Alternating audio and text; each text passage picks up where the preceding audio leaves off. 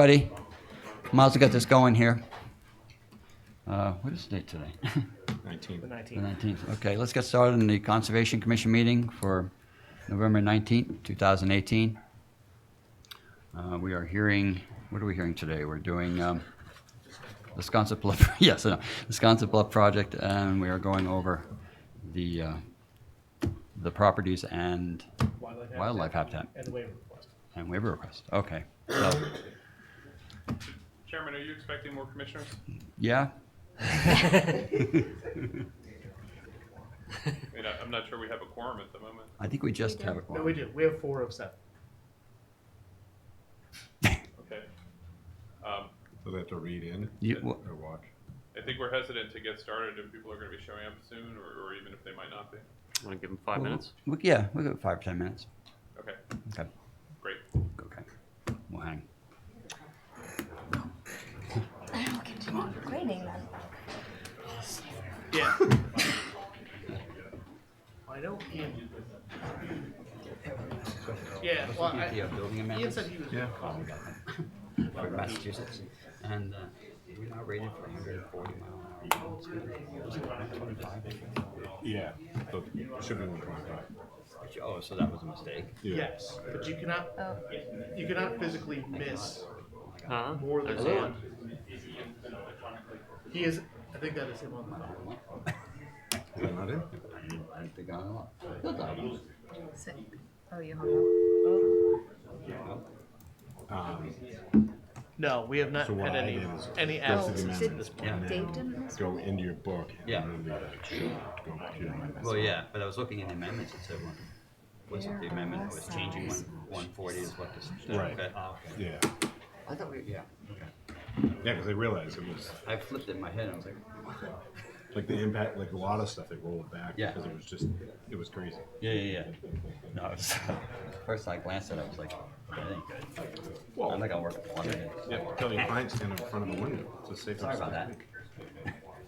Hey, it's Ian calling in from California. Cool. We're putting a microphone on you. We're just waiting for a couple other people. So, it's going to be noisy, my end, so I'll try and hit the mute as much as possible. Are you at Muscle Beach? Yeah, we're waiting for a couple other members. So. we're kinda You are? Yeah, Okay. I mean, we have a quorum, One. but we're waiting for a couple more. Okay. Yeah. It is noisy there, I know. How's the weather? California. No, he's somewhere on the PCH somewhere. I think. Pacific Coast Highway somewhere. I think he's up by the Redwoods. Ben says he's at Muscle Beach. Yeah, are you at Muscle Beach?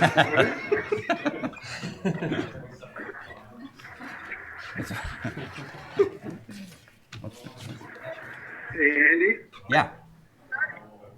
I hear you. I'm going to hit the mute, okay, because I've pulled off the highway. I'm on 101. I'm gassing up, and then I'll try and put it through the car, okay?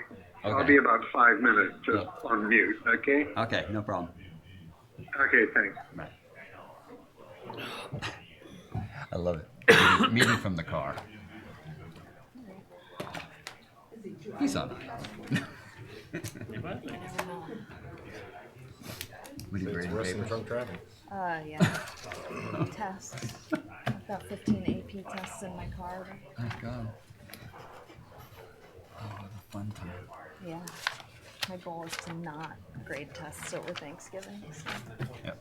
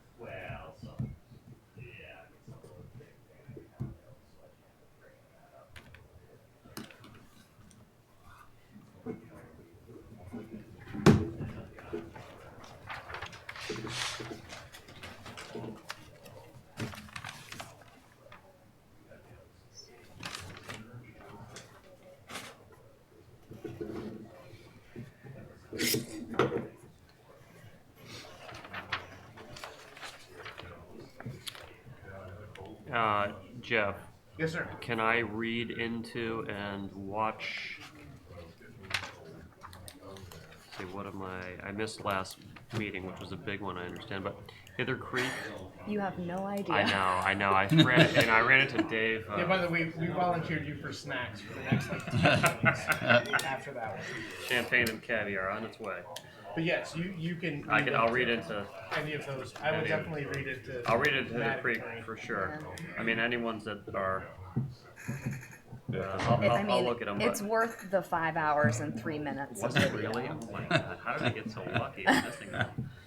That's what all of us And I'm want to know. recused, so. Oh, you're recused? Yeah, so Okay, it's- so you gotta- I gotta get in it. All right.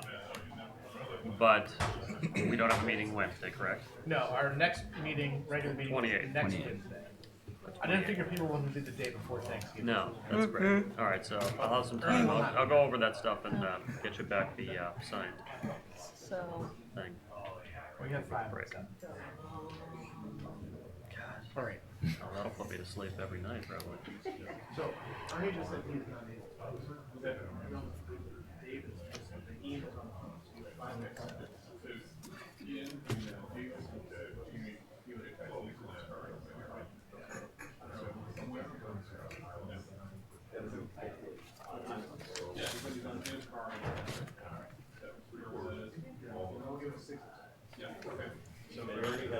Ernie has a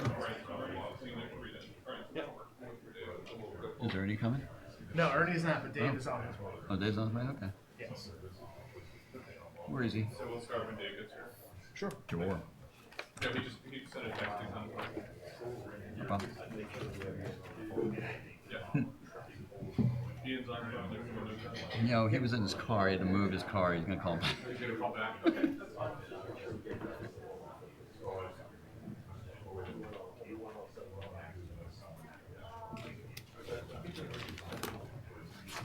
That's been a while since we've had a good, like, logistical shenanigans.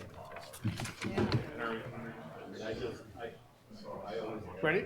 For the next one, I blame Ben for our logistical shenanigans. We missed the 5-hour meeting, now it's his fault. Now until the end. I'll take it. Everything's a Ray. I did rank that meeting, the 5-hour meeting. It's in my top 5 worst content meetings I've attended in like 20 years. So it's, I saw Dave. What's Dave's name? Coastal. One of the surveyors, Dave, or one of the wetland specialists, Dave. Hawk. oh, Dave Haynes? Dave Haynes.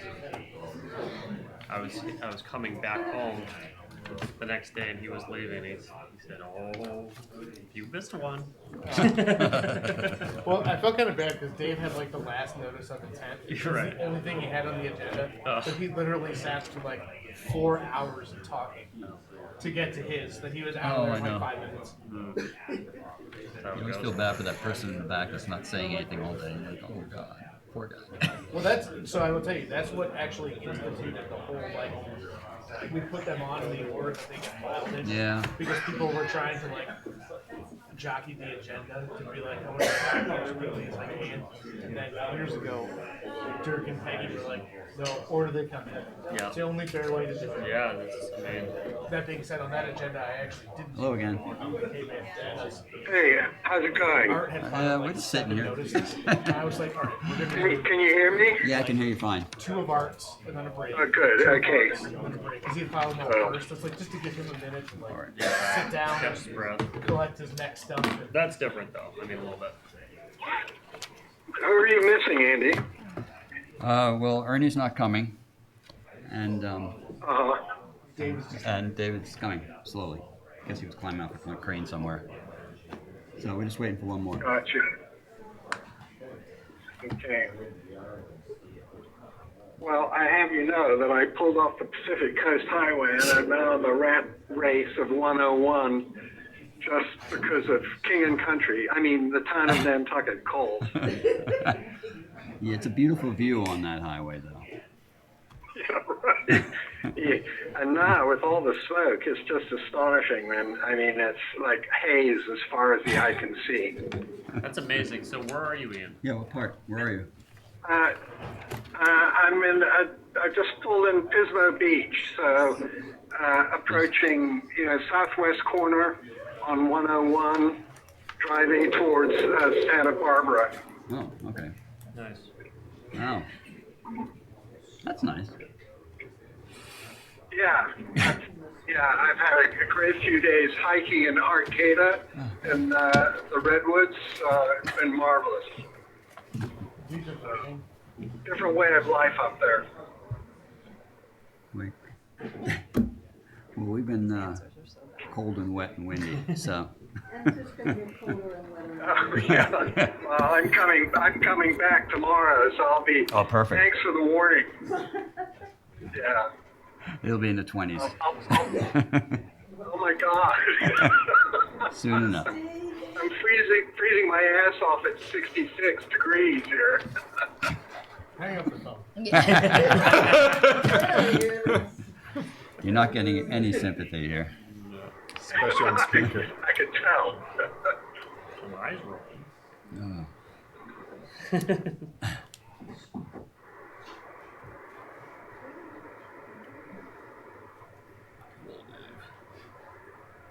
This is amazing what you're doing for something. What is it's gonna get real cold. I'm gonna motor through these tests before Do you have, like Dave parts of the gets cell? here. Oh yeah. Thursday Someone night. just described the cell membrane as squiddy-like things, like squids. So the answers are good. What's Friday? I mean, I would understand if you're trying to go for that for like the or something like that. Like I could see like the squiddish Yeah. in there. My but daughter's in an ice hockey tournament. I received 45 cell model projects today made out of like various household materials. So we are like all about the cell. Okay.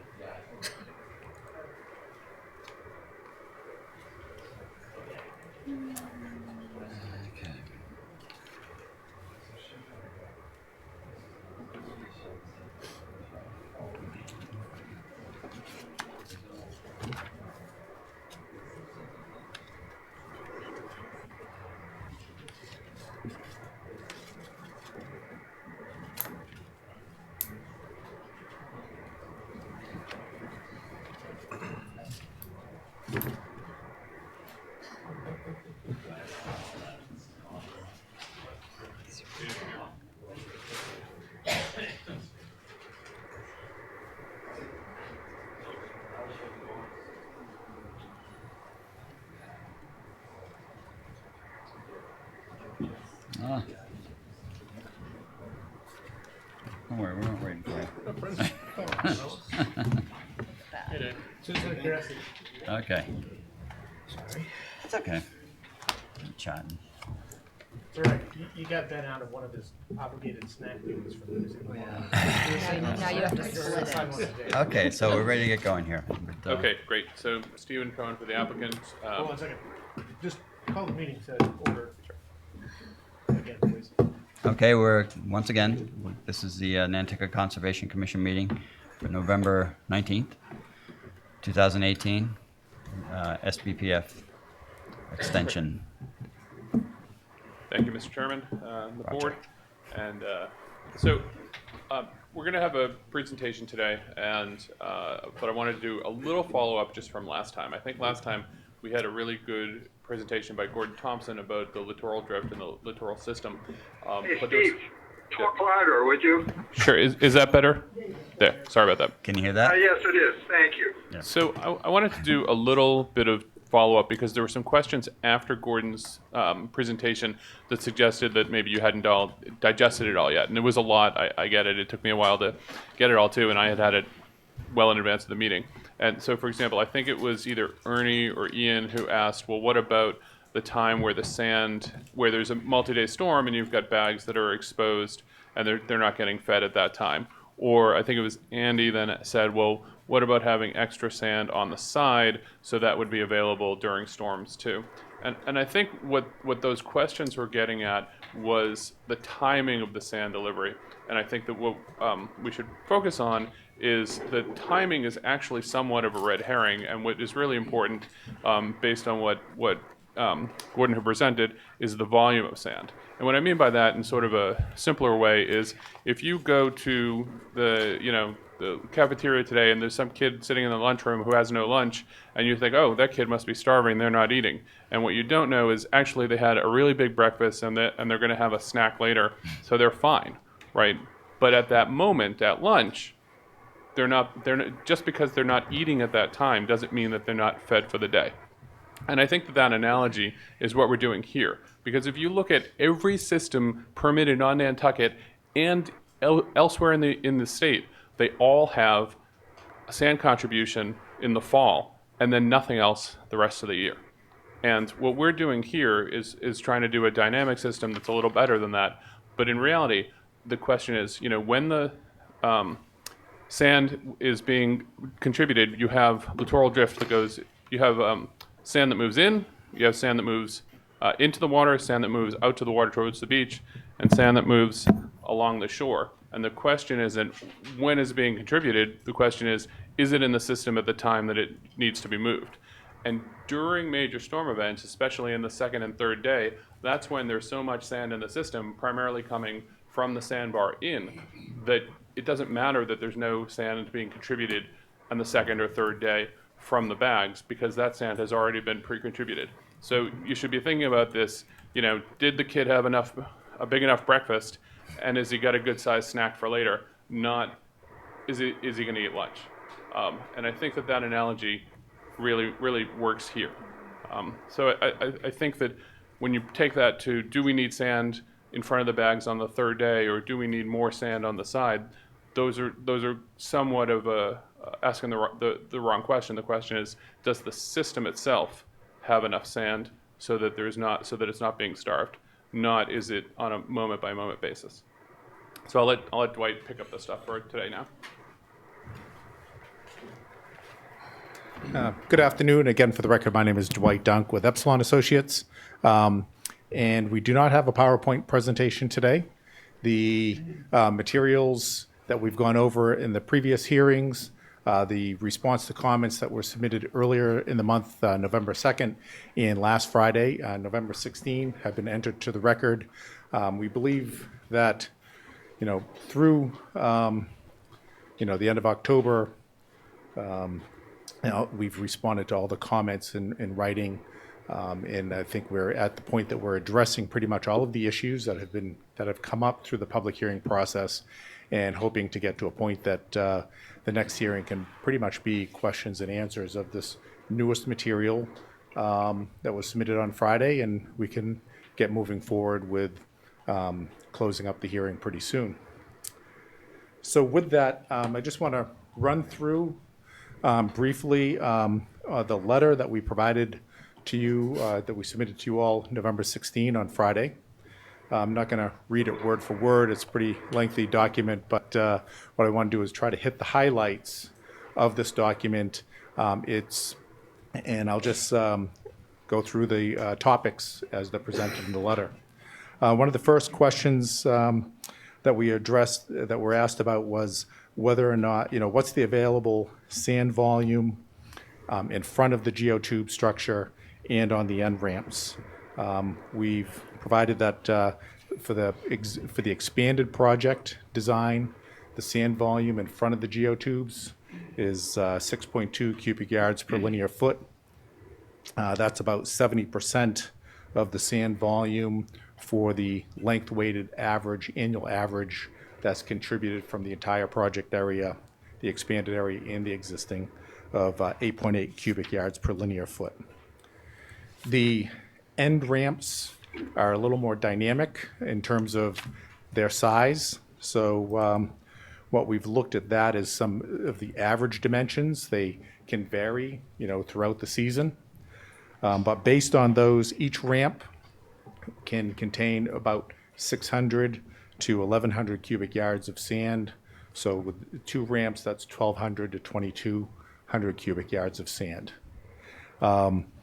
And just by way of reference, in Google Earth, the February 2018 image, the width of the ramp where it intersects the existing template was 50 feet when I measured that, and we used a smaller size in trying to measure the average. So you can see that those ramps can vary in size, and we try to give a typical volume. One of the topics on the agenda for tonight is habitat, wildlife habitat. So I'll run through some of the key topics on that. One is bank swallows. That question has come up. In the notice of intent, we submitted a letter from Dr. Kennedy from 2017. It was attachment H of the notice of intent. In that, he presented the findings of his years of study on Nantucket for bank swallows, and basically reporting that the population on the island is stable. There is bank swallow nesting habitat in the project area. So, based on his findings over the years, what we've done to avoid and to minimize wildlife habitat and effects on nesting. One is, before work begins on the expanded project, is to conduct a visual survey of the project area for nesting habitat and nesting. In areas where active nests are identified, and to protect that top 5 feet or so of bank, that's generally where they've been found, in the upper reaches of the bank. So to protect that means not placing sand on it and not vegetating those areas. And third, to schedule the construction during the non-nesting season so that we don't have human activity out there in the vicinity of those active nests during their breeding season. One of the other questions that came up at the last hearing was about the beach invertebrate survey and the extent of that survey.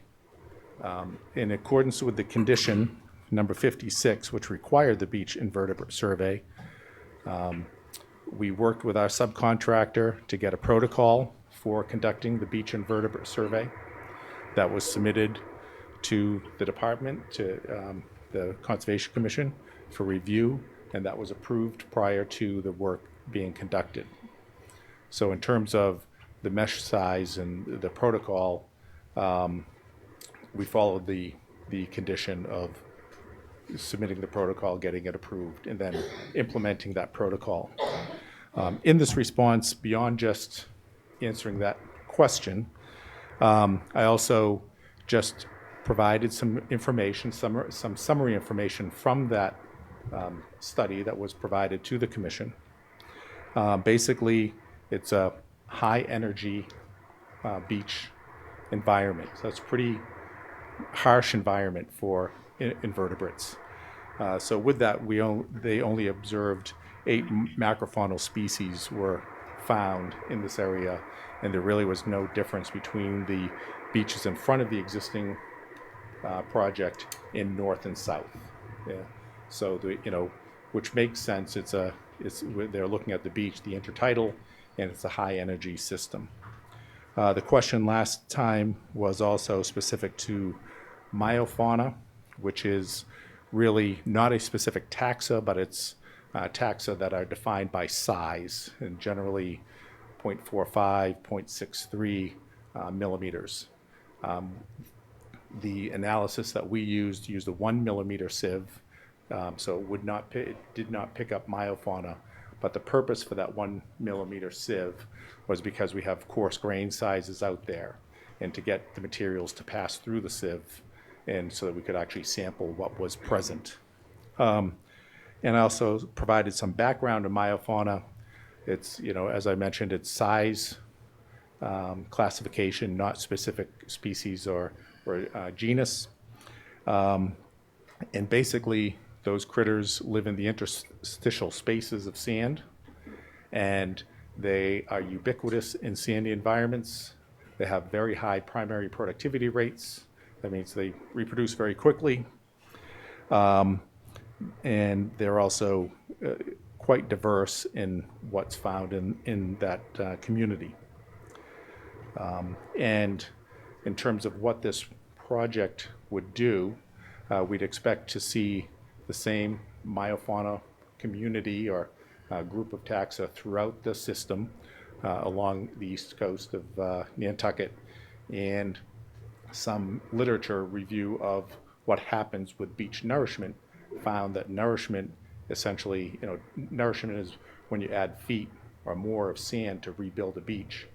They have found with post-nourishment studies that the meiofaunal community post-nourishment, there's essentially no difference between the nourishment sites and the reference sites. And that's primarily because of their high productivity and their mobility. So with that, this project doesn't call for beach nourishment. It would be sand that's washing off the face of the template and moving through and migrating through, which is much less of a deposition of sand than a beach nourishment project. One of the other components of the offshore, of the habitat in this area is the offshore benthic habitat. As we mentioned last week, with the results of the underwater video that's required as part of the existing order of conditions. The June 2018 survey was the 5th underwater video survey conducted for this project. And that continued to show high biologically productive benthic habitat just offshore of the existing project. No adverse effect to the percent cover of cobble in substrate. So, we're finding that the project has no adverse effect on the offshore benthic habitat. And under habitat, one of the last issues is the priority habitat that's mapped, that includes the very southern limit of the expanded project area, extends up about halfway up lot 63. It's about the southerly 350 feet. That area is mapped for least tern and piping plover. We have ongoing correspondence with Natural Heritage to discuss in discussing this issue. Again, this is priority. This is mapped habitat. As part of our work, part of Woods Hole Group's work in doing the surveys, they contact Mass Audubon before they do any surveys during breeding seasons, obviously to make sure that they're not out there if there are nests and active breeding going on. There has never been any reported nesting activity within the survey areas for the project. So that suggests that although it's mapped as estimated habitat, it's not providing actual habitat. As you all likely know, that least terns, piping plovers generally are found on barrier beaches, back beaches, and this is not great habitat for ground nesting birds in a beach that can be, get storm overwash during the breeding season. So it's not great habitat if birds were to nest there. But the takeaway there really is the prior coordination before survey activities occur and never having been told that the surveyors cannot do it because of nesting habitat. One of the other issues on the agenda for tonight is the status of homes relative to that 1978 date. The importance for that is the ability to construct a project like this, as generally called a coastal engineering structure, or a CES. The state regulations allow construction of CESs to protect homes that were existing at the time those regulations went into effect. So a specific date in 1978, the state allows any lots that had homes in 78 at that date and that have been replaced to be protected with a coastal engineering structure. That's the state regulation in a nutshell. The local regulation allows for the protection of pre-78 homes for those homes for which there's been less than a 20% increase in habitable space. So it's a little more restrictive than the state regulation, but very similar in nature. And with that, we provided an attachment 2 to the letter that goes through the homes on the east side of Baxter Road, which is the shore side of Baxter Road. And I just wanted to run through that very briefly. We broke it up into a couple of zones.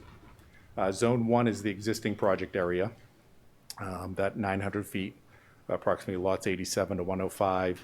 The commission has already made a determination with the issuance of that order of conditions that the homes were pre-existing, eligible for protection, or otherwise quote-unquote gap lots. You know, those lots that are in between eligible lots, but are needed to provide a continuous structure to maintain its effectiveness at protecting the shoreline. The next zone, as we've identified it, is Zone 2, which are the northerly lots, 107 to 119. There are 3 homes, existing homes in that zone, all of which are eligible for protection by a CES.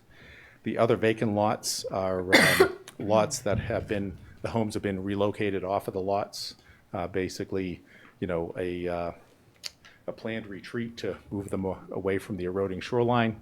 And those likewise are eligible for protection as gap lots and to protect the public infrastructure.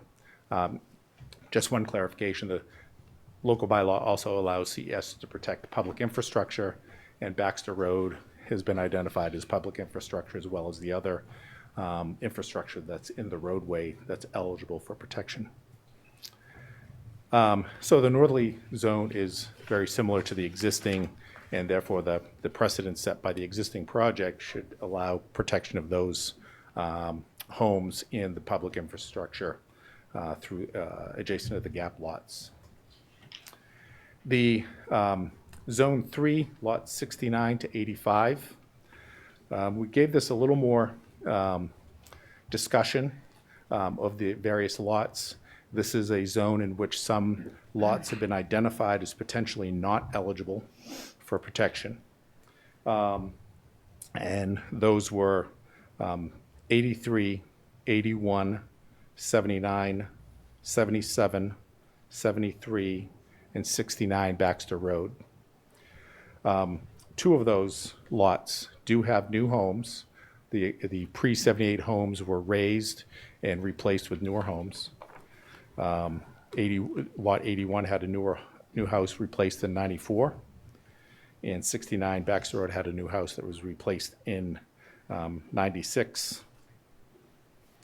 So those would not be eligible under the local bylaw. They are eligible for protection under the state bylaw, but we would still look at those as gap lots relative to the local bylaw so that a continuous shoreline structure could be constructed along that shoreline. The other lots, as presented in one of the attachments to the November 2 letter, as well as summarized in the table that's part of this attachment, Table 1, construction dates of structures on east side of Baxter Road, runs through the data that's available from the building department. And from that, we contend that all of the lots in that Zone 2, except for, as I mentioned, except for 69 and 81, are eligible for protection under the bylaw as homes that were there pre-1978 and for which renovations have not increased the habitable area of 20% by 20% or more. And lastly is, so therefore for Zone 3, again, that's similar to the existing project. It's comprised of pre-78 homes or gap lots. And lastly is Zone 4, which is the most southerly reach of the project, lots 55 to 67. Again, the 6 lots support pre-78 structures that are all eligible for protection under the bylaw and the state regulation. As we have seen through the review of the building department data. And some of the houses have retreated again, through all these zones. Some of the owners have moved their homes away from the coastal bank and closer to the road to, protect them from erosion. But most of them that have been moved as far landward as possible. In addition, this reach also has the bluff walk that extends from the south, extends northward to lot 69, where it dead ends.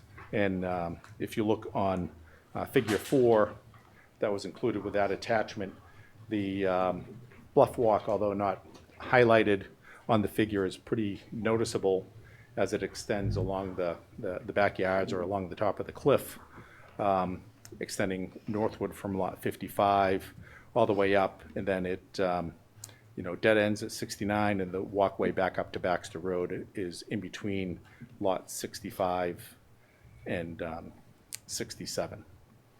As you look at the figures that are included with this lot, figures 1 through 4, you'll see that some of the homes are rather close, even though some of them have been moved forward, such as in the northern reach, 93 and 97 are 3 feet and 14 feet respectively, as measured by aerial photo interpretation. And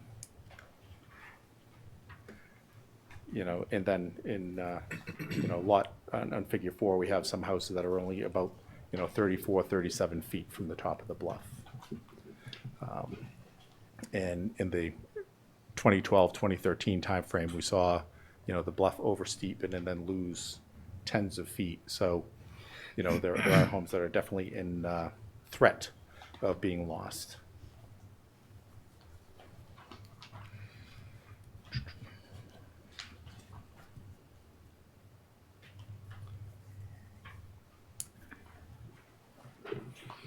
And moving on from the status of homes, as Stephen mentioned, last hearing, we focused on the comments, primarily that session on the littoral drift system in the adaptive sand template management program was largely driven by comments received from the Nantucket Land Council and Applied Coastal in lumping their comments together. A lot of those comments focused on the littoral drift system, the rate of bank retreat, shoreline loss, and the management of the template. So that, Gordon and Les 2 weeks ago provided a lot of detail, a lot of information on how that system works. As Stephen mentioned, there were some, comments on that. We tried to provide detailed response to comments in the November 2 letter, as well as in the presentation. And as you remember, and I'm sure from other projects know, that the littoral drift system is comprised primarily of cross-shore sediment transport, sand moving from the landward edge of the coastal system seaward onto the beach, out into the near shore and offshore systems. And it can also move from the offshore, near shore, landward onto the beach and up to the extent of wave runup. And then there's longshore transport mechanisms, primarily of the longshore transport that's driven by those oblique waves that carries the sand primarily in the breaker zone, but somewhat in the swash zone along the shore, based on the direction of the waves and the currents.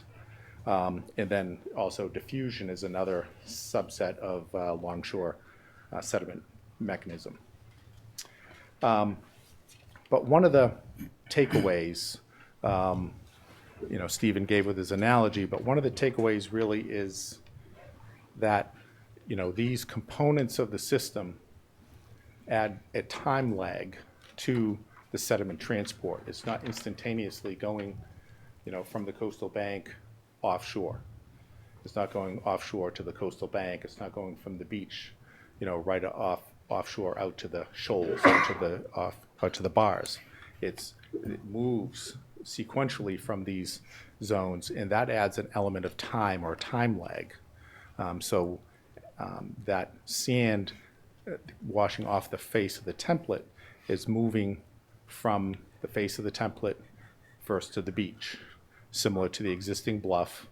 When the bluff oversteepens and it gets too steep and it eventually has a period of erosion, that material washes out and falls down, slumps down, and first is deposited on the beach, and then it goes through this process as Gordon described in detail. And relative to the Wetlands Protection Act and the bylaw, when we think about these components of the littoral drift system, those tie to land under the ocean, which is the breaker zone, swash zone. Then we get into the beach, coastal beach, which is some of the swash zone, and then up above that. And then we have, in this reach where the project is proposed, we have coastal bank. All of those three resource areas are, one of the interests is storm damage prevention. And in all of those resource areas, the presence of sediment is supporting that interest of storm damage prevention. So when sediment is carried offshore, it into the swash zone, from the swash zone out into the breaker zone, it makes the breaker zone be a little bit further offshore. That means the waves are breaking further offshore, reducing that energy in the wave. Then as it comes through the swash zone and up onto the beach is providing storm damage prevention by helping to dissipate the wave energy as the water runs up the shore. And through that system up on the beach, depending on the magnitude of the storm, it can pull sand out during larger storms, or during the more calmer times, it can actually move sand onto the shore. I know we don't see a lot of the change of the summer beach to the winter beach, but you see that when we talk about a summer beach and a winter beach, basically when you have quieter times, the sand is, through that process, is building up on the beach. And then lastly, the coastal bank here, the bluff, is the last line of defense for the storm damage, provides storm damage prevention, because it is a buffer, vertical buffer to the waves. That is a glacial landform, as we've mentioned. It can't be rebuilt by the littoral processes. Once that material is washed off, it goes into the system. And during storms, that system is full of sand. I mean, the sand is in suspension as it's moving, in waves, washing up onto the shore and whatnot. So, the issue there is timing, that the components add a time component to the movement. So therefore, what we're saying is when the sand is washed off the front of the template, it may occur early in the storm, or one of the first storms if there's a succession, but it's been washed off and it's been on the beach, where it then serves its purpose as storm damage prevention, and it can then be migrated further offshore into the swash zone, out into the breaker zone.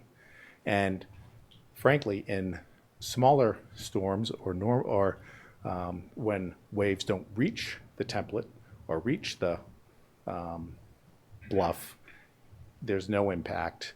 And where this, so, we just want to kind of run through that summary. In terms of the mitigation and the maintenance of the template, the regulations call for the best available measures. We've run through, in previous hearings and previous submissions, the alternatives analysis that have been conducted. We've identified that this is the CES that provides the adequate level of protection to try to stabilize the toe of the bluff, to prevent the bluff from getting oversteepened and then eroding, essentially in a block erosion. And so this is then maintaining sand on the template is the best available measure to support the littoral drift system. And the other element with that best available measure is the regulations call for long-term, generally looking at the long-term average annual contribution rate of the native shoreline. So it's looking at an annual basis. And frankly, most orders of conditions issued in this region, issued in the state, call for a one-time annual deposition of sediment based on that long-term annual average of contribution, as we've talked about several times, of the recession rate and the height and the length to establish that volume. And in the adaptive management protocol that's been identified, we've proposed a system whereby it's not a one-time annual. When it's done with construction, to place it, fill it with 22, and then refill it, and per the existing order and per the proposed protocol, after erosion events, to go back out and cover those exposed cover those exposed geotubes, so that sand is being redeposited in front of those geotubes on a periodic basis throughout the season, as opposed to just doing it once a year, as would be allowed, through other, has been allowed by other projects by DEP. And lastly, relative to this is the data that we presented in the letter of November 2nd and in the presentation last time on November 5th, which we've shown that data that's been collected for years has shown that there's been no adverse effect of the shoreline recession in front of the existing geotube project or immediately to the north or south of that. When we look at the shoreline location, which is table 2 in the survey report by Woods Hole Group, and table 3 of the Woods Hole Group report, which is the volumes, we see that basically for the 1 year, the most recent data, we see that for the 1 year, there was no loss of shoreline, actually built up a little bit in volume and in the location of the mean low water contour. And over the 5-year period, it's actually slower than it was in the previous 12-year period. So we're not seeing that this is having an adverse effect. The data is not showing an adverse effect on the shoreline. One other thing that we provide in the November 16 letter, based on some of the questions and comments last time on November 5, was this idea of the proposed adaptive management. There was questions about how it would be managed, how it would be monitored, etc. We still believe that the adaptive management protocol is a method for managing the template that is best aligns with the regulations of the best available measures in providing sand on a periodic basis. However, based on the standard approach that's normally done for coastal projects, an alternative sand mitigation method the Commission may want to consider is the once a year placement of sand based on the average annual recession rate. And with that, the length-weighted sediment contribution from the bluff for the full project, for the expansion and the existing project, which is just shy of 4,000 feet, averages out to 8.8 cubic yards per linear foot. So if we go with the standard approach, which is a once a year placement of sand, the alternative proposal that we could discuss is to construct the geotubes, fill that geotube structure up once at the end of construction with 22 cubic yards per linear foot, and then after that, on an annual basis in the late fall, early winter before the storm season, place 8.8 cubic yards per linear foot. Just place that amount once a year, and then we need to maintain a minimum depth of sand above the tubes for a bulldozer to work on, but then periodically push that over to cover exposed tubes. That's more consistent with the standard approach that's been authorized by DEP with the orders and conditions. So I think those are the two options that we have, an option that the commission has to consider in lieu of the adaptive management approach that we've proposed.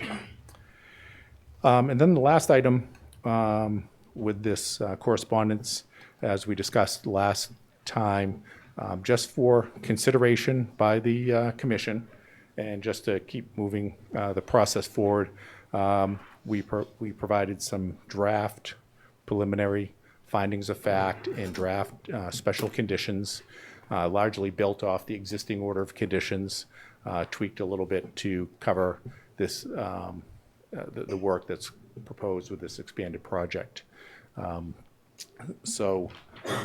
With that, just as I mentioned at the beginning, we think we've provided you now with all of the responses to comments and addressed the issues that have been raised to date about the proposed expanded bluff protection project.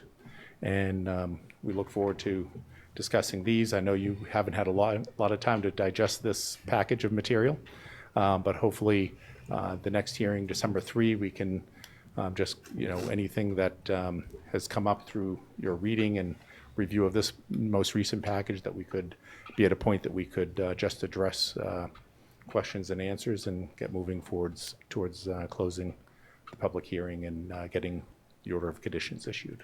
So with that, I'll end my presentation and open it up to questions. Thank you very much.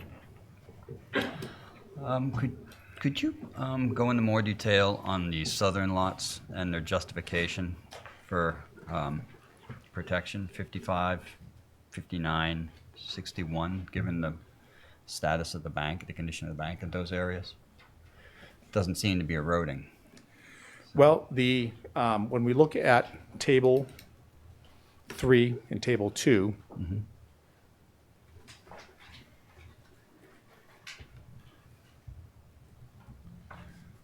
when we look at Table 3 and Table 2 in the 77th Shoreline Report, we see, that those areas are generally profiles 89.2 to 89.8. And for the 5-year period, we are seeing that shoreline has been eroding from September 13 to 18. For the 1-year period, as we get further south, basically stations 89.85 and 89.2, we're seeing some seaward movement of the mean low water contour. We saw some accretion for the station at 89.8. And likewise for Table 2, the volumes on this shoreline, the volumes and shoreline position pretty much match. So we similarly see that although there continues to be a loss of volume of sand for the 5-year period, it's slower than the previous 12-year period. And likewise, we're seeing most of those profiles, we're seeing some loss, but the one closest to the existing structure, a little bit of gain. So although that bluff is vegetated, we are seeing some losses there. And, part of this project is, in trying to, looking at this reach of shoreline, providing it as a proactive protection of those homes, as, has been seen. One of these, we talk throughout this process on an average annual recession and average annual retreat. The reality is the shorelines don't retreat on an average rate of 2.3 feet or 4.7 feet. We see 0, 0, 0, 0, 20, 0, 0, 0, 0, 10, 0, 0, 0, 30. And throughout that period is how we get that average.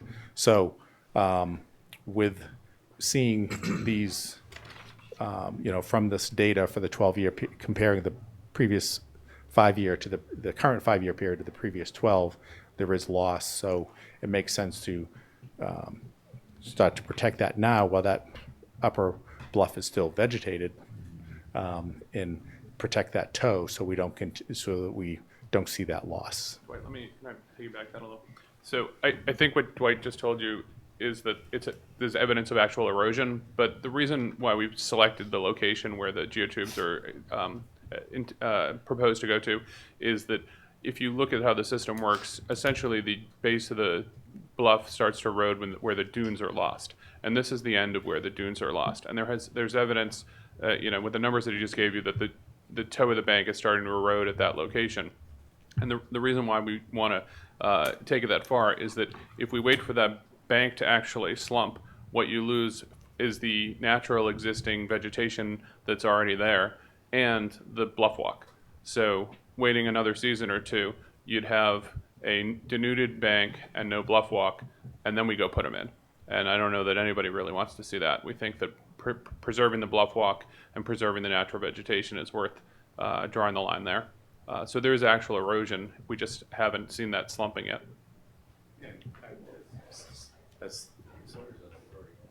Yeah, and well, right. Some of it has slumped, but some of it hasn't.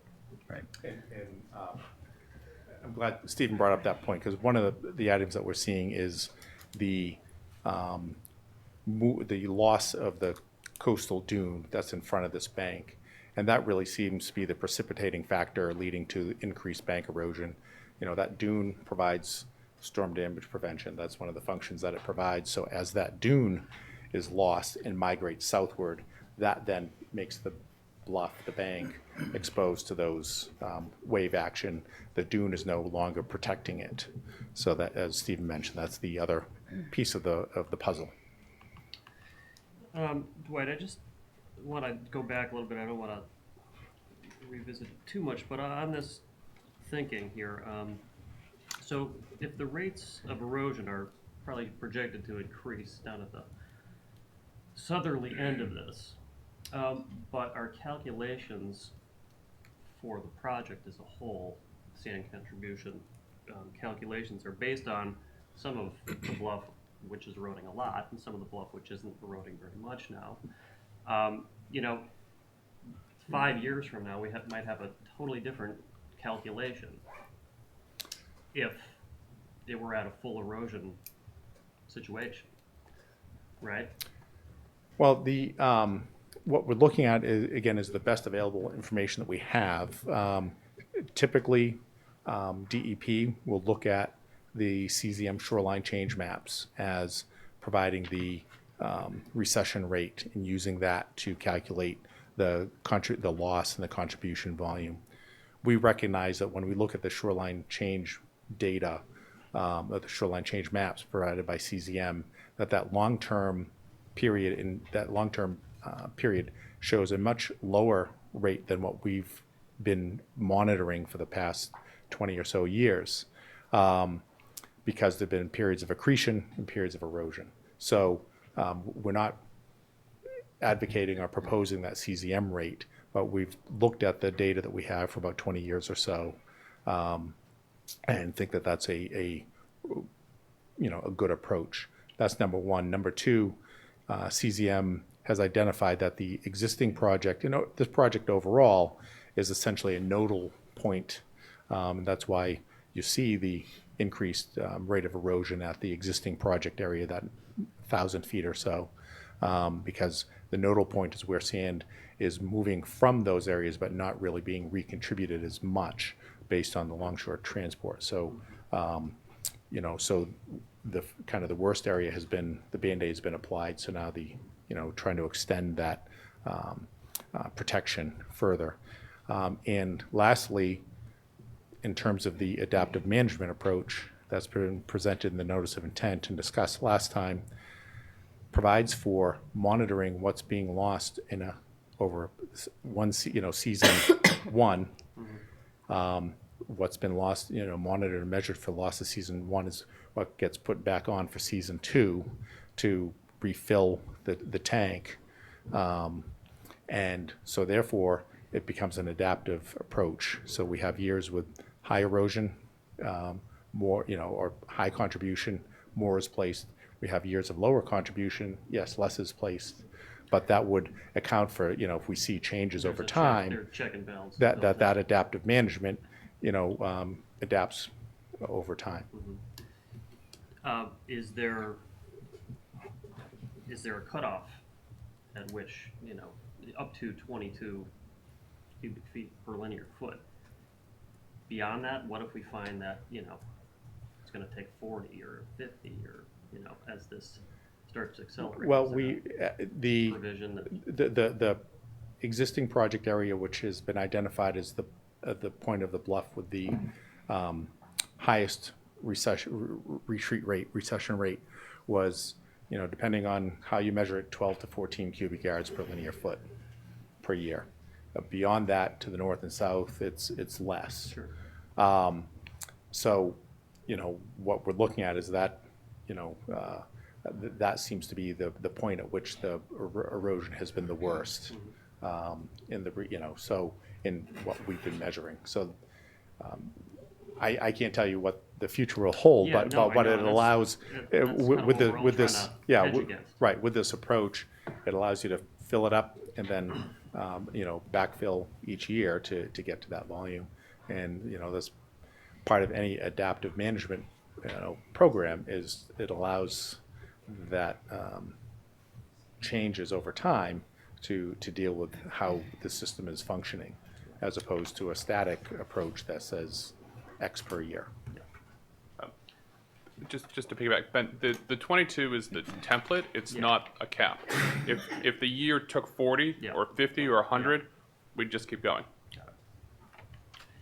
yeah, it seems, just looking at this and in some of my thinking on it, that if we start to get massive erosion rates, our calculations are gonna have to be fluid and flexible. And, I hope this is all built into your system, and it seems like it is in some ways, but it seems like it might not be in other ways. And it seems like some of the calculations, you're putting a structure in front of an area that will not be able to contribute what it might otherwise, and we might never know what the down beaches actually need. Well, with the data that we have that's been collected and reported on a regular basis, we're seeing that there's a lot of variability in those downdrift landforms of, erosion and accretion, and,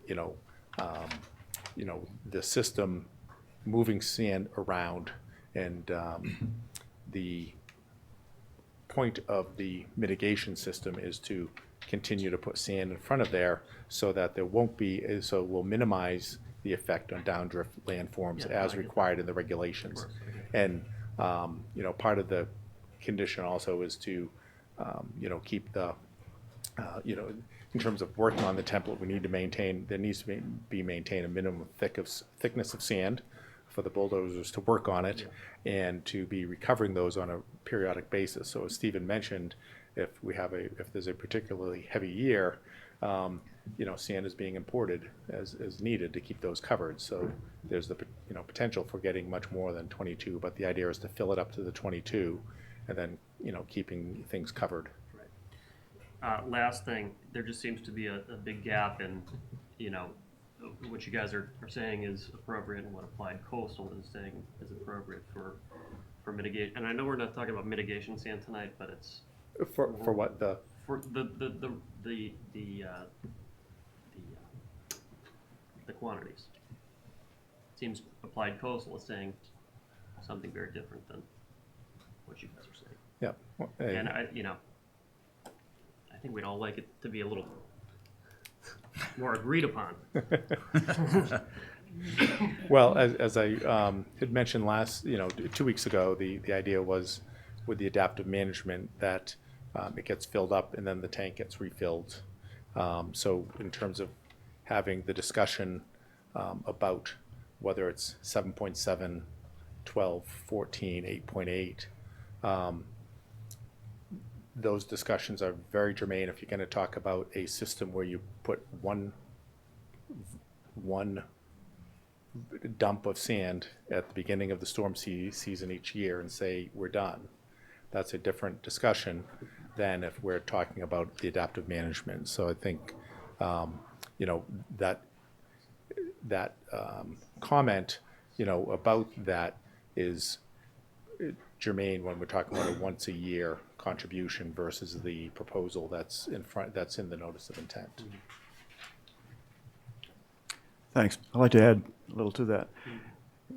We've shown you what the existing system is doing, and that's using this adaptive sand management program. It's working. And we're building this new system on that same approach. That really is the best available measures, which is a standard in the regulation. And we're going way beyond any other project in Massachusetts. Every other project uses the once-a-year approach, and they're basing it on the amount of erosion that occurs on a yearly basis. They're not including a much larger amount, which we are using here. So we think we meet the standards to the best extent that any project has ever met. And I think the data shows that. You know, I think what Applied Coastal is doing is saying if you were going to do the best project ever, you could come up with lots of different ways to increase that number. And we're not necessarily saying that their number is wrong, and you know that you could keep calculating all day. The difference here is, you know, are we supplying enough to meet the standard? And Les and Dwight have already demonstrated that we have. But I think what's really important are the takeaway of the system that we're doing. And I'll just compare it to three things. One, the required. Two, the what's happening now. And three, what we're proposing. So the required under state law and under every project you permit and every project in the rest of the state is basically to dump one, you know, X amount of sand on the beach and let it go away. That's all that every other project on Nantucket and the state of Massachusetts does, if the sand at all. What we did was, based on the calculations that we came up with last time, was at a multiplier of about 50% to just be more cautious. So we're putting more sand available than every other project. Now what we're saying is, instead of just putting out sand once a year and then putting some extra, what we want to do is put out this sand, but also make sure that we're matching nature as much as possible, even though that's not the standard, by having essentially a constant refill of that sand with no cap on it. So instead of just putting out a big dump and letting it go, we have a system that'll have 22 cubic yards of sand per linear foot, but it will also have 6.2 yards of cubic yards per linear foot in front of the new sections and 6.7 yards per linear foot in front of the existing section. So you end up with, you know, somewhere, whatever that averages it out to. Plus, you take the yard and a half that's at the returns piled up, depending on where they are. So you're at nearly 8 yards per cubic yards per linear foot of the easily available sand. You know, essentially the sand that's in front of the geotubes and the sand that's on the side.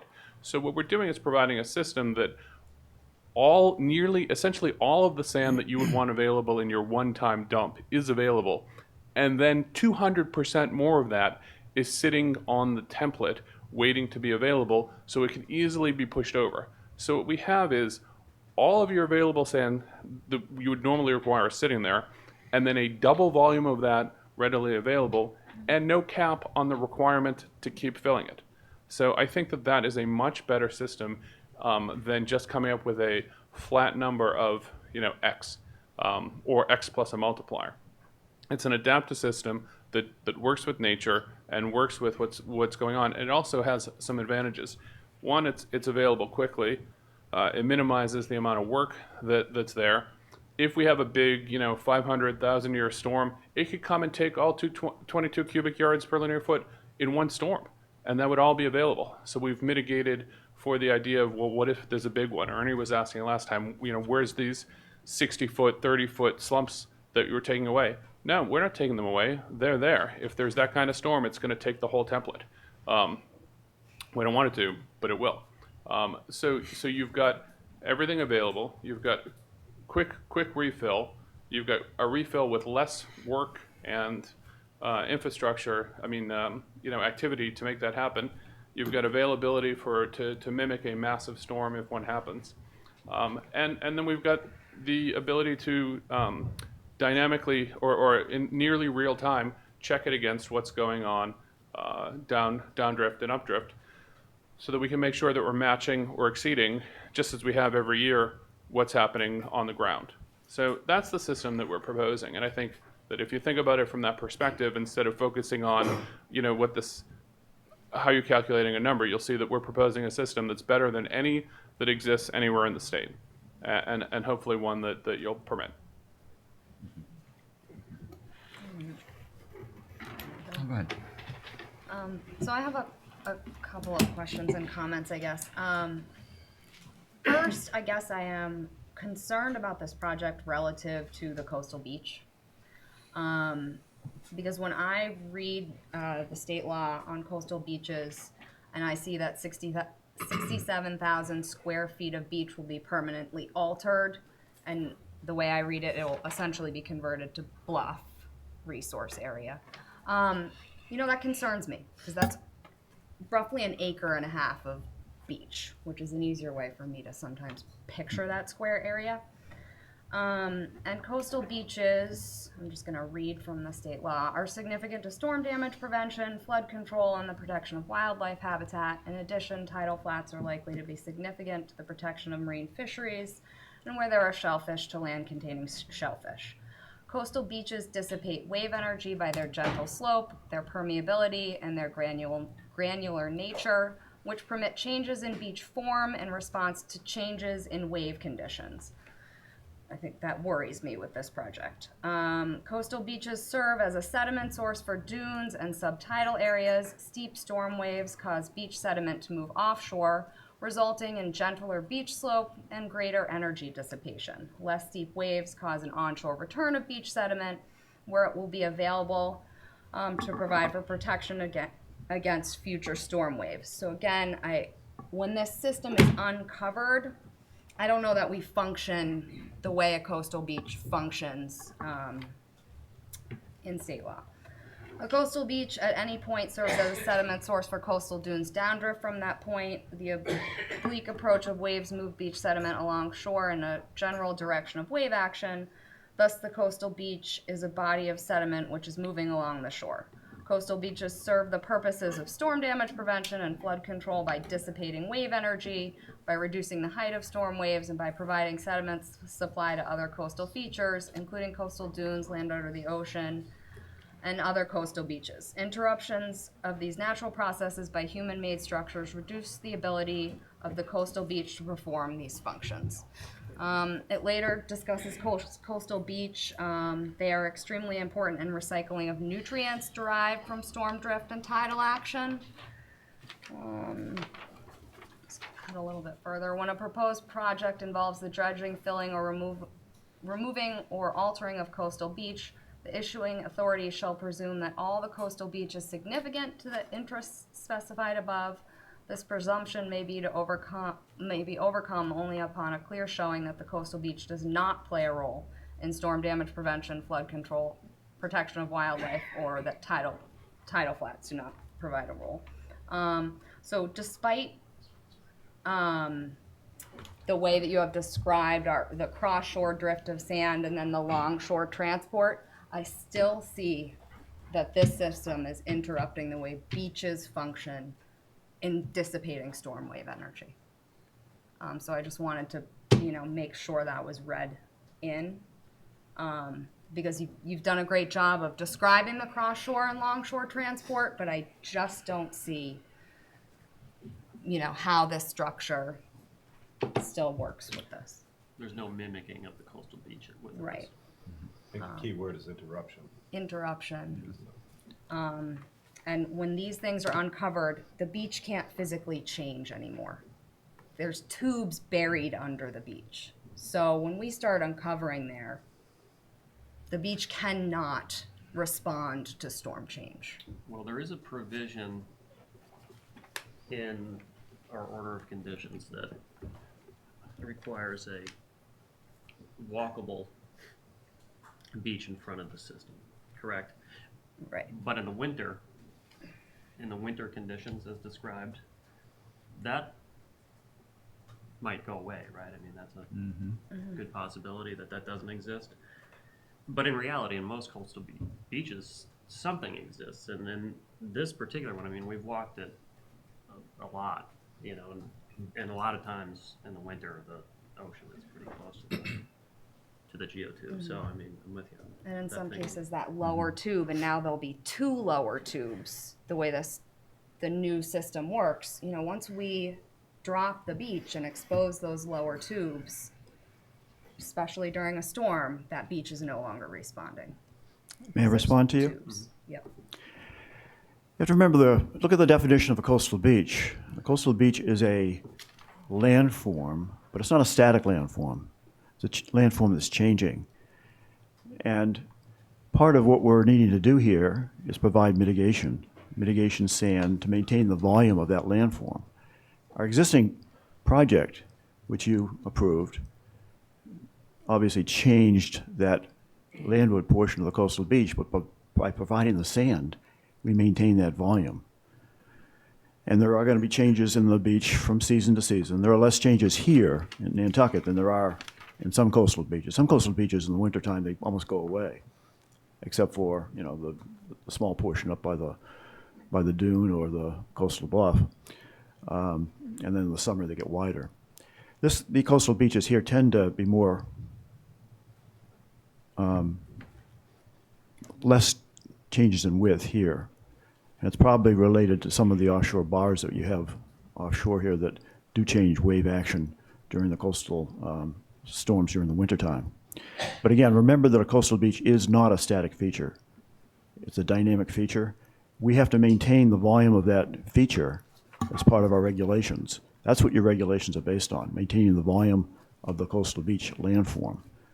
If the landform volume goes away, then our project is going to go away. And that's part of your regulations and performance standards on the existing project, and I'm sure it'll be part of your conditions on the proposed project.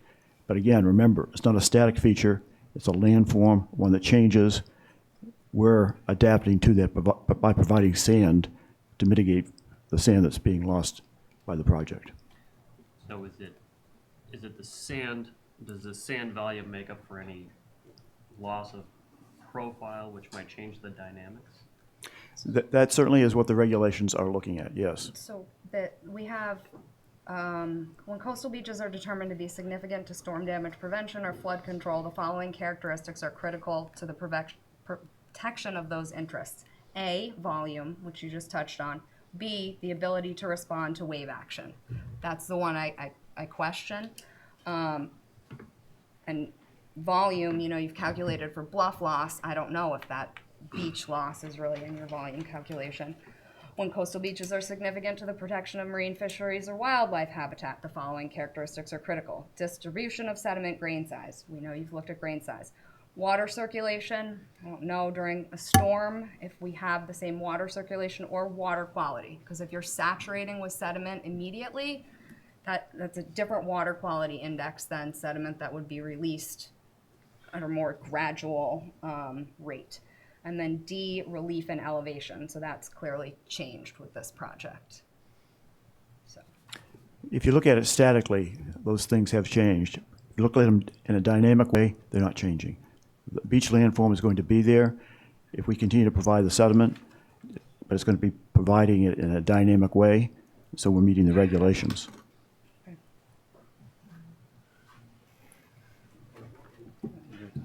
Just in terms of the water quality, in terms of the sediment that's in suspension, that water during a storm event is full of suspended sediment now from the existing beach, from the swash zone, from the bars. So that longshore sediment transport, that whole column of water is full of sediment, and that is how the sand is moved through these transport mechanisms. So in terms of this project, the existing condition has sediment in suspension during storms, and in the proposed condition, the project will have sediment suspended, and that suspension is based on the sand size and the movement of the water, not the So if the energy is such that it can suspend and move that sediment, that's what's gonna be picked up and moved. My other question, I know I asked a few meetings May I ago. add one more thing? Yeah. DEP has clearly looked at the performance standards for beach nourishment projects, and clearly they have approved them because they feel that they meet the standards that we are talking about here. So there are a lot of precedents in terms of what DEP has looked at, and a number of adjudicatory hearings that have been held with respect to projects that provide sediment after a coastal engineering structure is put in place. So there are huge precedents out there that's going to govern how future projects are looked at as well. And they have approved them because they know that the projects, as long as they provide a mitigative sand volume that mimics, or not mimics, but provides this adequate amount of sediment into the system, then it meets the performance standards. I know I asked a couple of meetings ago for more specifics from maybe Bob Kennedy about our bank swallows and if they're deterred by construction, because I realize that when they're actively nesting and people are here, you guys aren't usually up on machines on the structure, but when they're looking for nest sites, how that construction in the spring will impact the species choice of nest sites, and that wasn't really touched on today. Yeah, and as we mentioned, the proposed project, the construction, it would be not during their nesting season, so that we don't adversely affect their nesting, their nesting activities. So when is that? So we'd be looking at doing the construction during the non-breeding season, which would be late summer into the winter, not during the spring when they would be actively looking to nest. Okay, because we were still covering this thing in like beginning of April last year, end of March, so I'm wondering when they're starting to fly over looking for nest sites. We have an order of conditions that requires exposed tubes to be covered. Mm-hmm. So if there are exposed tubes, they need to be covered. If you want to leave them exposed, I'm just trying to get a dates. What? I'm just trying to get relative dates when Yeah. the species would be coming back and looking for a nesting site. So maybe go back to Bob Kennedy. Yeah, we can provide get you that a letter with that information. I do just want to note actually that there are active nesting sites now where the geotubes are installed and have been, a construction zone and then also a refill zone. So, I don't know when the nesting period is, but the swallows that are currently nesting above the geotubes seem to be okay with whatever schedule has been going on. But we can get you the specific answer to that question. Okay. And then my last kind of question or comment, which might be difficult to answer because I was having trouble finding studies. I'm concerned about using geotextiles in a beach environment where we are on the interface between the terrestrial and the aquatic, and these things are going to shed plastic fibers. I know that these are new areas of study, but we're transitioning what would be a beach providing nutrients to an aquatic system, and we're putting geotextile material there. As this material breaks down, those microfibers will get into the water column, they'll get into the beach environment, and eventually, most likely, into the food chain. And I just don't know if you guys have any information about the breakdown of the geotextiles, like the time frame of that, and any data about how it does break down in the environment. We don't, but we could talk to the manufacturer that have been dealing with this for a time period and find out what information they have for that. Okay, thank you.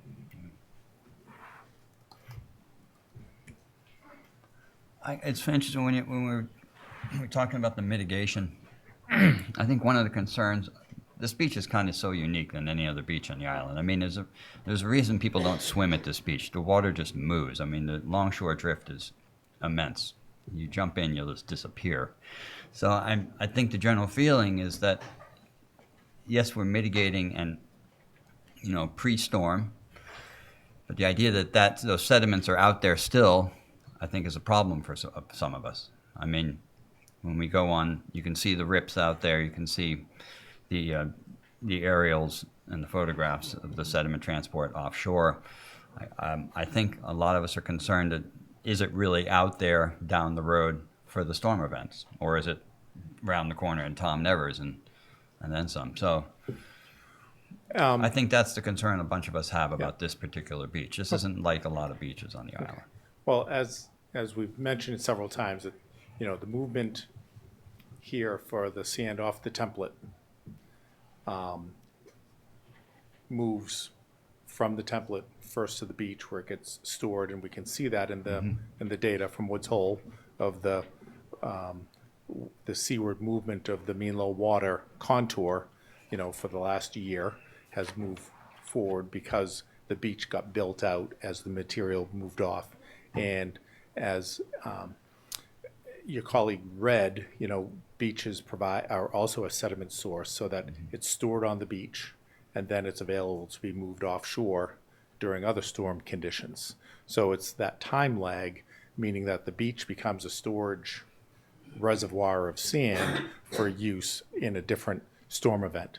And frankly, when we think about the existing bluff, as we mentioned, that the erosion is episodic. So it's not that we're losing that 2.8 or 4.3 feet every year. It's 0, 0, 0, then it's a big chunk. And when that chunk goes, it doesn't all go out either. We see it slump down and be on the upper beach, and then migrate down to the middle beach and the lower beach, and then when it's brought into the nearshore system. Right. So it's, in terms of the sand coming off the template, it's following that same pattern of being washed off the template, and it's not necessarily being washed from the template right out to the bars. It's being washed off and settling out in the upper beach, and then it migrates down over time and then gets out into the breaker zone where it can be moved along shore. So it's that time lag that this is very similar to what we see in nature. It's just that in nature, it's usually more of a episodic block erosion type event, as opposed to this little nibbling, and this is more like nibbling as it comes off the template. So it's that volume that we're looking at, the average annual volume contribution to the system, which is the standard, which is the performance standard, and which we're looking to design to and manage to, so that it's, we meet that best available measure. Yeah, I mean, I think I was just pointing out, I think what a lot of us are feeling about this particular beach, as opposed to, say, the other projects which you noted around the Cape and the island. And I agree with you. It is very dynamic out there, and there's no question about that. Right.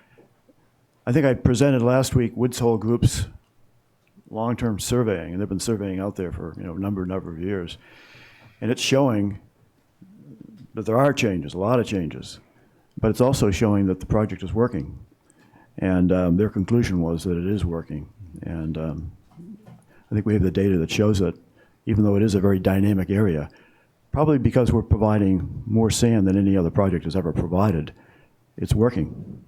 So. But you guys are saying it in a pathway. So comes from the bank, goes in the ocean. But I think that twice a day, high tide, you have a cycle that's hitting that. So last year there was like 3 weeks, 4 weeks where there was the lower two was exposed. So that's where I think it's interrupted, and there's a starvation there for that time frame. And I understand there's a safety value because you don't want machinery or someone on the beachfront, but that's where I think that there's that disconnect where you're just saying in one pathway, and I think that we're looking at it at twice a day cycle. Well, when we look at the contours and the along the beach, we have mean high water is about 70 feet from the bluff, about 70 feet from the structure. So therefore, during most days, most conditions, mean high water is not reaching the template, it's not reaching the bluff. So it's remaining there in the system. During storms is when you can get that wave run up. During certain storms, larger storms, when you get that wave run up that will intersect with the template and wash that sand off. But most of the time, mean high water is, your average high water, is not reaching that, and there's plenty of room on that beach for the project to be constructed with work being all landward of mean high water. So, I mean, there is many times when that sand is staying in place, but then, as we were saying, when it's washed off the front of the template, it's not going from the front of the template out into the bars. It's slowly migrating from the upper beach to the middle beach to the lower beach and continuing seaward. So, I understand what you're saying, that once the lower couple of tubes get exposed, it's not there. Well, it is there. It's just that it's in a different part of it's now on the beach as opposed to being in front of the temple. Last year we had a couple of storms stacked, Yeah, so that yeah. was kind of where I'm going back to that, why it was exposed. Right. And remember here, we're talking about best available measures as well. And I get all that. If you were expecting something to be instantaneously covered, there would never be any coastal engineering structure allowed. The performance standard that the state looks at and that you folks look at is best available. We're doing far better than most any other project and having a very, very active program of adaptive sand management, and we feel we meet that standard very well. Yeah, and I mean, right now we're talking about like zone 1, and then you take it 2 shoulders, zone 2 and zone 3. I think that's quite a sizable project, and Exactly. so. And again, with the data, when we look at the data that's of the sand contribution off of the template for the 3 years post completion of construction, we've looked at the 5-year, but the first 2 years was during construction and filling. And again, we're looking at averages, but there was an average of loss off the template of 13.5 cubic yards per linear foot. Now, in that 3 years, you had last year now I forget, I didn't look at the meteorological data, but there was 3 or 4 storms that met your, Correct. storm of 40 mile per hour. The year before that, I think one of those 3 years there was 0. Another year there was only 1. So, we had, I think it was 18 or so cubic yards contributed last year. So an average of 13.5, we had like 8, 9 in the other years. So it's variable as to when you're going to see those tubes exposed for that long. I mean, those back-to-back storms, it was a pretty high energy storm season last year, and we don't expect to see those every year. And so we have those years that it gets to build up, and then you have a year like last year. Agreed.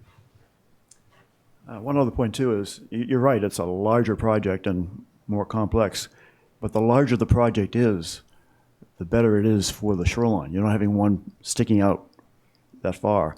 You're having a longer portion that's being more adaptive with a larger volume of sediment, so it's transforming a larger area.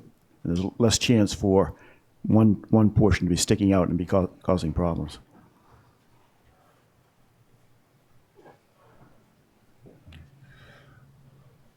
I had a question about, a couple questions. The southern part down at 55, I'm concerned about the returns and the potential. I mean, there's deflection off this structure when it all, during a storm event, and it's uncovered, and you do have dunes beyond 55, right? I mean, the concern is that this may have an effect to accelerate the erosion on the unprotected southern region of the bank. I know you're saying it's already starting because of the dune field, but I mean, how much higher in elevation is the beach at around 55 than it is? I mean, to get you an actual number, I'd have to look it up, but it's about the same elevation. But as we presented in the notice of intent, the project that we've requested permission on is to go down to 55 with the returns. Right. However, The intent is to construct it to the existing northern extent of dune, not to take out dune at this time, and then as that dune naturally recedes southward to then extend.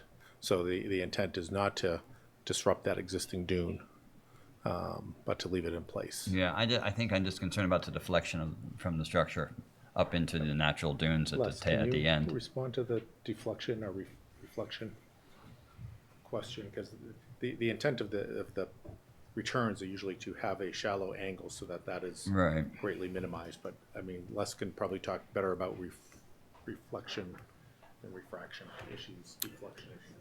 Yeah, that's the purpose of having the returns. They're coming back Right. into the bank. Right. I mean, it's just, I mean, so much that we've dealt with over time with the structure that exists now in this bank. It's all eroding bank, but now we're ending at an area that's not, and I'm definitely concerned of beach run up and just creating more directed beach run up into that area. And with the existing project, we've monitored those Yeah. return areas, and we will continue to monitor it with this project.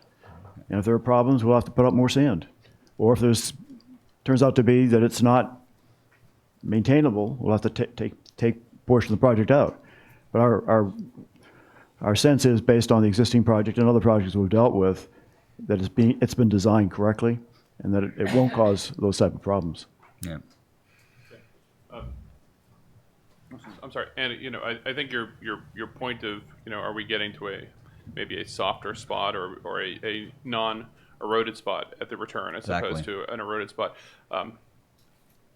Obviously we don't necessarily want to stop short to avoid that. But I think when we discussed at the last Concom meeting about changing the returns, we've been sort of thinking about the discussion at that meeting and how to apply it to this project. And I think one thing that we do want to do is tweak the current proposal so that we're actually carrying forward the returns that were proposed for the existing project so that we bring them here, because we think that the roll array at the end will help with that dissipation of the wave energy. So what we're doing is changing the length and changing the angle, but also changing the materials to soften up the ends a little bit so that you have the bags with an end that ends with the coir rolls that ends with just ends a little softer and dissipates that energy a little more. Okay. I did a question about, or it's sort of an observation, the gap lots. If we, I looked at the whole project, including the existing structure, and I looked at and then I looked at the separate proposed additions to the lot and the ratios of gap lots to approvable lots, and we're close to 50% here on this. That's kind of unsettling. It's kind of hard to call them a gap lot when there's that great a percentage of gap lots. I mean, there's a couple. I mean, I question, personally, I question the couple of those southern lots to be included. I appreciate all the work you guys spent on the building department. I can understand that. I know that some of those those files are full packed, and I was pretty conservative about looking at and whether or not they're justifiable. I think maybe I had like one house that in my mind I was iffy on, and then you have a couple brand new ones in there, and then you have a bunch of lots that are gone. I have a number of basically of the new proposed structure. There's about 23 lots, and maybe 10 or 11 of them I have is either vacant or or new. So I'm just wanted to let you know I'm a little concerned about that percentage. I'm not sure if there's an answer there for you. I understand you have the idea of a broken up structure. It doesn't work as well, but I'm not comfortable with it. Let's put it that way. Yeah, I do want to point out, I get your point, Yeah. but there's also, in addition to the pre-78 homes, the infrastructure and the bluff walk that we're trying to work with. So it's a combination of those things. Right. And there's also the issue of the pre-78 homes on the other side and the access to those, but we wanted to try and stop getting I appreciate further. you actually not including those Yeah. on the other side of the road. I knew we did initially, and I was actually happy not to see them Yeah. to complicate the whole matter. But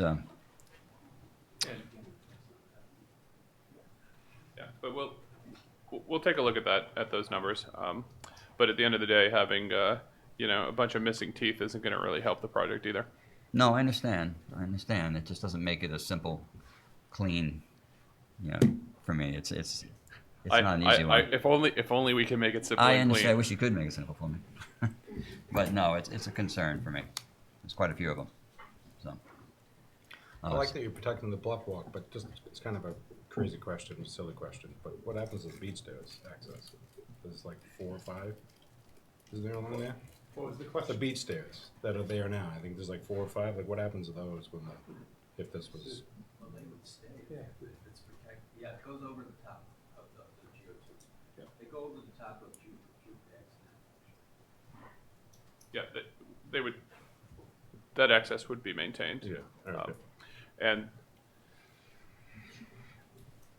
Yeah, it's not an important question, but just good. Okay. Yeah. Okay. Okay. Do we have other questions? Ian? I don't think Ian's still. I think we lost Ian. Okay. I'll open it up to the public if there are no other questions from the commission.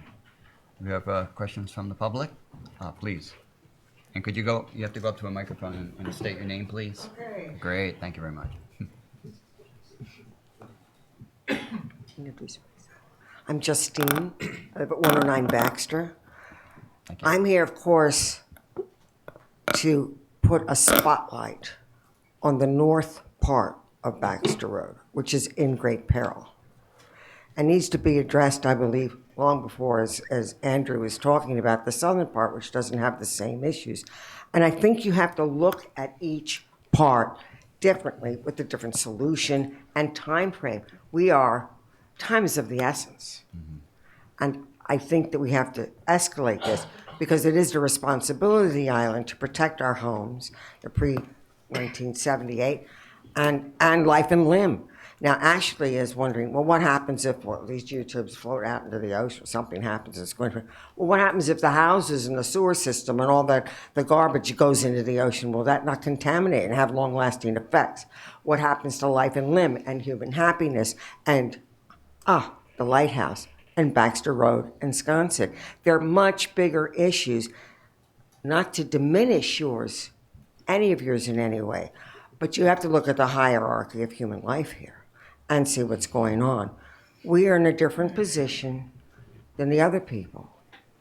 What we have seen, and I just walked it this morning, where the geotubes have already gone is stable, certainly much more stable, hasn't moved. Even the most precarious are actually still there and functioning. So is it perfect? I don't know. Is it better than anything else that I've heard so far? What is the alternative? Rock. Nobody wants that. Steel sheets, things that people don't want. So we have to kind of look at this a little differently and a little bit more quickly, that you are making the best decision with what we have now in time and space and move on to protect what we have left and not let it go. Doing nothing is a loss for sure. Thank you very much. I appreciate that. Totally understand your situation up there. Yeah. Hello, Burton Balkine. I had a question about the proponents for the expansion. Do they mention seal habitat at all in the wildlife presentation? Seals? Seal? no. And so, according to the Marine Mammal Protection Act, you can't alter behavior of seals, and just anecdotal observation, seals are usually, when I've been there, 5, 10, 15 feet offshore, which would probably put that within about 150 feet, which is what the Protection Act. So I would just ask that the proponent would look into this as a factor that they might have to mitigate for, or at least look into it, from the wildlife habitat. And then, and another point, I'm just taking looking at this project in a bigger picture, and I'm trying to picture what Sconset's going to look like in 15 years. Are we going to have do you remember the Ratner House in Nantucket, where it became actually like a peninsula? I mean, I'm trying to picture how the expansion is going to keep on going, and the ends eventually, there's going to be an end someplace, and what those ends are going to look like, I don't have an answer. I just, again, anecdotally, the Ratner House comes to mind, which just became a peninsula. We lost the road on one side, so it just, I know it's not probably in the preview of this hearing, but just, I wanted to get that on the record, so thank you very much.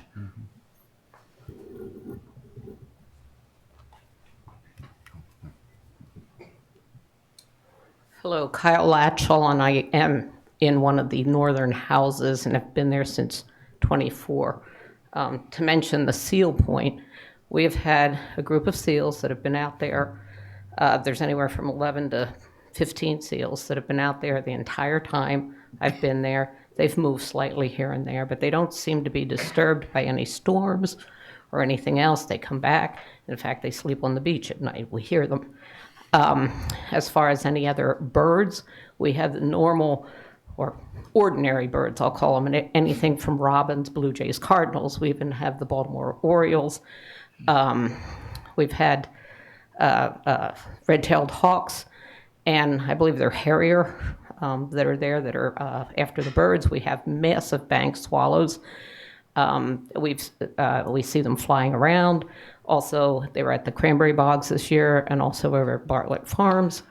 So there's quite a healthy population of those. But back on an earlier point, I am a lay person. I'm not an engineer. And I've been here for many meetings and also have looked online at many of the Epsilon presentations. I, as a lay person, do not understand what the problem is if there is a state regulation with the pre-1978 homes regarding the CESs. I don't understand what the problem is in not moving forward. And maybe somebody could address that. That's all. Thank you.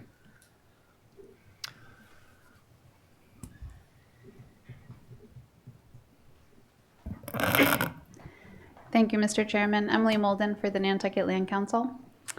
We provided some additional comments to the commission prior to your last hearing under the Applied Coastal heading. I believe you got a letter from them. And we've reviewed most of the materials that have been provided and still remain very concerned that the mitigation being proposed is not going to be sufficient to protect this extended stretch of coastal bank as the sediment source that it is for downdrift resource areas. The applicant's arguing that the lack of available sand during a large storm, so once the geotubes have been exposed, is not important because the geotube template will be over-contributing during smaller storm events at other times during the year. And this argument really relies on several assumptions that I'm not sure you can rely on or can be made. The timing of that overnourishment is absolutely going to matter to some extent, as is the volume, if you are going to effectively protect the downdrift resource areas and properties that you're trying to. The sediment that's contributed to the system may very well remain within the system for a period of time, but relying on what has been pre-contributed, or to go back to the example that Attorney Cohen used, to rely on food that you've previously eaten, obviously has its limits. Just to remind the commission, when sediment from the template's not available during the larger storms, so once the geotubes have become exposed, the commission's never going to know how much would have been contributed if that sediment was available. So there's no real way to keep track of your under contribution to determine if you're ultimately meeting the volume requirements of the system. And that is what was the case for 2018.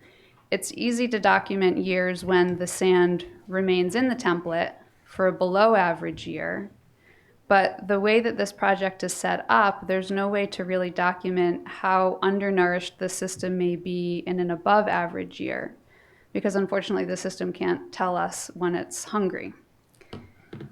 So if the contribution rate for a given year would have been 40 cubic yards per linear feet or 50 cubic yards per linear feet, I don't know how that's going to be measured. And that's why having an adequate annual average contribution is so important.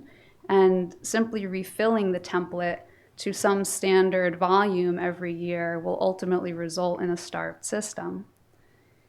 Just to comment on something, a statement that was made earlier about the sediment in the template being available as is. Again, I think one of the problems that we have seen with this design is that a large portion of the contributed sediment that's in the template is not available during a storm because so much of it is being stored up on top of the geotubes that when you have a large event and the geotubes become exposed, that sediment that's sitting up there is not exposed until it or is not available until it can be pushed back down in front of the geotubes again, and that's been one of the problems. Again, the nourishment that's being provided for this project is really being put out there first and foremost for the downdrift resource areas and properties. And we do have some remaining concerns with the volumes that were proposed for the newer static mitigation plan as well. Coming back to an issue that Commissioner Shampoo brought up earlier with the calculation of erosion rates for that southern portion of the proposed extension, we're concerned that that erosion rate was determined using too long-term of a trend that really underestimates what's happening now with that coastal bank and what may continue to happen in the next several years, especially considering the likelihood of that accelerating in the future. Just to make a couple of comments on the waiver request, since that was part of the agenda for tonight as well. And Jeff can maybe correct me if I'm wrong here, but I'm not aware of another application where the commission has granted a waiver to allow a coastal engineering structure in front of a substantially improved or post-78 house or vacant lot based on a finding that it's going to have no adverse impact and that there's no reasonable alternatives. And I just put that out there because of the size and extent of this project and the size and extent of this coastal engineering structure. And I just want the commission to be aware of that if it is in fact the case that you're being asked to do that. And I don't think it's something that you've done before. I don't think it's something that you've ever found with a coastal engineering structure before. And granted that waiver. So I just wanted to put that out there as well. And again, just as we stated in our letters previously, as proposed right now with the nourishment that's being proposed, we do not feel that the applicant has met that burden to demonstrate that there'll be no adverse impact from this on adjacent resource areas. Trey from Applied Coastal will be back for the following hearing December 3rd.